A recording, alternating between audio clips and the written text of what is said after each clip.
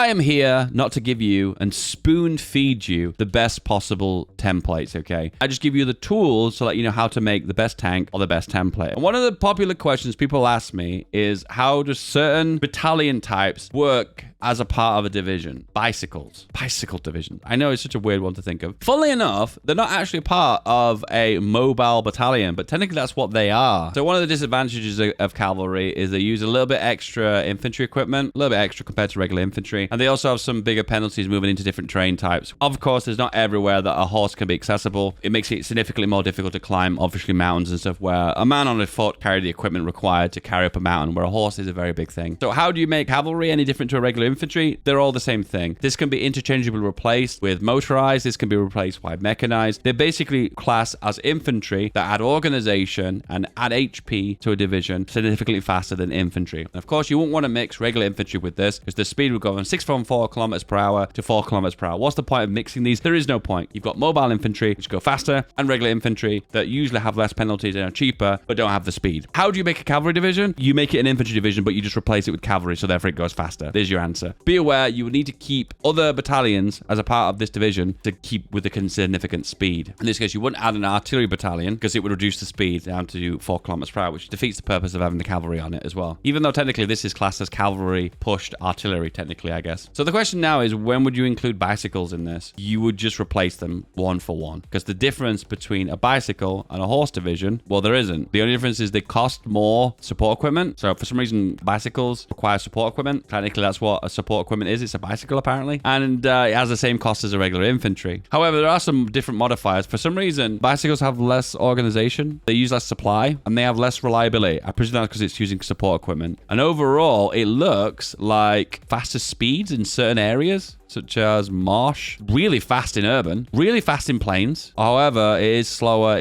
over rivers and amphibious, which kind of makes sense, I suppose. So how does a bicycle division get incorporated into a regular division? Japan or the Netherlands, or you one of the nations that are puppeted, one of those two nations, that's how you get them as well. You just make regular mobile infantries. It is confusing, I'll admit, because it's not in the same category. It would be under mobile battalions, but technically for some reason it's not. I don't know why. I personally am a big fan of bicycle divisions because, one, I'm not a big fan of speed, and secondly, I don't like the fact that it costs support equipment, which is sometimes a resource that's kind of difficult to get hold of in large numbers. It is a meme. I don't recommend you ever build it, but here's the option if you want to. Remember, mobile divisions are interchangeable. Cavalry, motorized, mechanized, bicycles. They are basically infantry divisions that move faster. They add organization, and they allow you to move faster. Best not to mix and match, though, because overall, you want to keep the speed up. The only one exception is mechanized, which will transition from motorized to mechanized over time, because you want to add more hardness to the division and overall more stats, because mechanized are the best mobile infantry in the game. The next question people ask me quite frequently, how do you make a marine division? The reason people make marines is because when you push over amphibious, you gain a big fat bonus. Sometimes you will gain an attack bonus when doing amphibious landing, because these guys are so unbelievably trained in doing that. You make them like regular infantry. So let's say you would have a 7-2. There you go, there's your traditional 7-2 division, and then you would pop on your marines. What are you doing to this division that's differently? You're now making this division make amphibious invasion significantly easier. As you can see, amphibious invasions now have a massive attack bonus. Build it like it's a traditional division. Ask yourself the question, why am I adding support artillery? Why am I supporting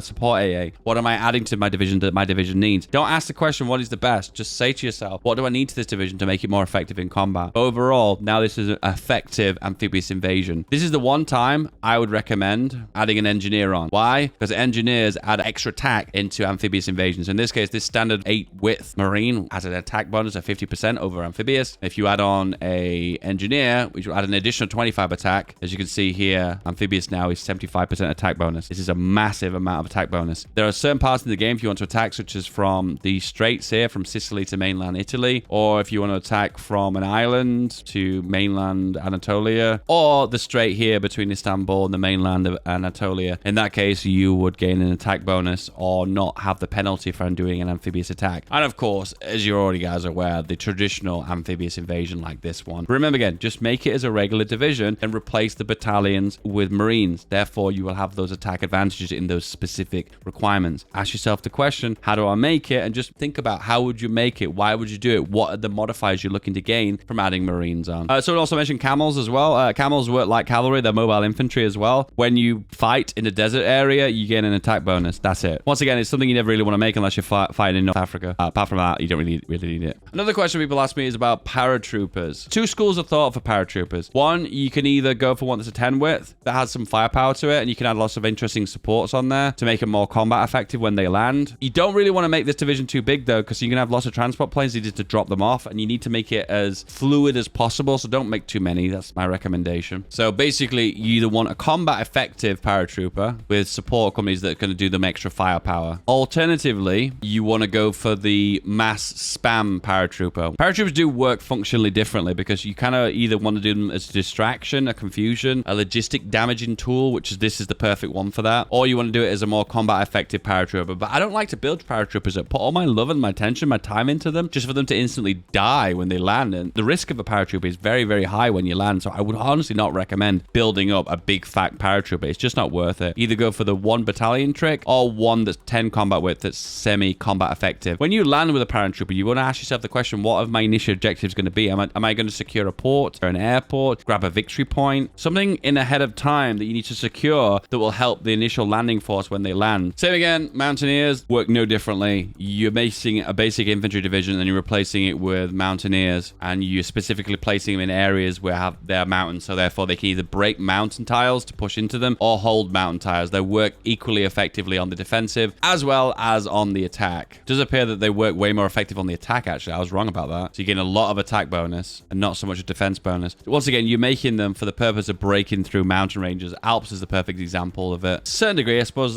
breaking West Wall as well as the Maginot is another example, because there's a lot of big mountains around this area and hills and mountains in this area, so it would be more effective. Difficult though, because at the end of the day, areas you're going to be breaking, you usually have a lot of forts as well. So in that circumstance, it's difficult to do even with those big fat attack bonuses. Mountaineers are probably one of the easiest ones to make because most nations at the very start of the game have got access to them. But remember, just make a regular division and then make it Mountaineers. That's all you need to think about. There is no ideal division template. Work with the original rule. You're going to make it for soft attack purposes, so therefore add support artillery on. Or if you want to make it for the purpose of holding ground, you add engineers on. You want to make it between the combat width meta of 10 width and 45 width. Anything in between will be fine. Think about it along that line. Another example is motorized as well. Motorized is an infantry division. Remember, you just make it an infantry division. So just make it like a normal infantry division, but it potentially can go faster. So in that circumstance, you add soft attack on, with such as motorized artillery. You could basically make a 7-2, but motorized. There you go. That's an example. Of course, you would need some anti-air on it because anti-air is useful on the attack. And I suppose engineers, if you want more attack potential when it comes down to different terrain types, particularly rivers is a big one. I think a lot of time people are looking for a trick question like, oh, you make them a certain way because they have to be a certain style or a certain way. No, you just make a regular division, but you just replace the battalions with whatever is applicable. In this case, you replace the infantry with mobile infantry, and you replace the artillery battalions with motorized artillery battalions. It's the same thing. If you want a combination of adding extra tanks on this, remember, why are you adding tanks? Ask the question, why are you adding tanks? Tanks add me extra armor. They give more breakthrough. They give extra hardness. So specialize your tank design to specifically add to that. So in this circumstance, because I've added